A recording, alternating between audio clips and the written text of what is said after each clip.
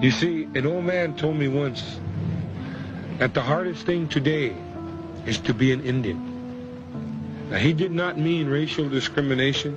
He did not mean bias and prejudice. He did not mean the white man's hate for us. What he meant was living the life of a traditional Indian in today's world. Today's world, it's too easy to be white. To be a white man, all you have to be concerned about is money and possessions and the pleasures, what he terms pleasures of life, when he doesn't realize that here lies the pleasure, the life that surrounds us, these green things which are our relatives, this grass, the things that grow are our relatives. That is life. That's beauty. The clouds, the universe, the birds, the four-leggeds, all living things which are our relatives. But the white man sees that he has to manipulate and exploit all these things so that he can have pleasure, self-pleasure. It's complete selfishness.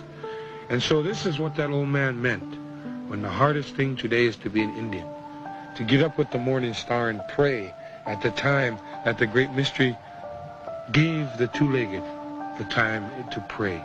You see, with the morning star, everything is quiet. All life has rested so that the two-legged can communicate with the great mystery. The birds are quiet. All life is asleep. Our Mother Earth is asleep. And so at this time in the morning is the time when we pray, as we have recognized that it is set aside for us at that point in time. The hardest thing to be an Indian is to go into the sweat lodge daily, to live the life of our ancestors. That's what he meant, because it's so easy to be white. It's so easy to go out and get a job and become concerned only with money. And then you start building fences around your house. And you start building fences around your cities. You start building fences around your states. You start building fences around your country. And all this time you're building only a fence around yourself.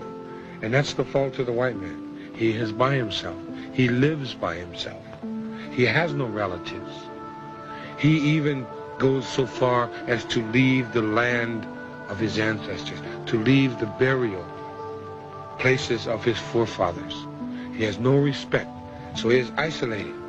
The difference between the urban Indian and the reservation Indian is that the temptation to be selfish, the totality of that temptation is too much to fight against.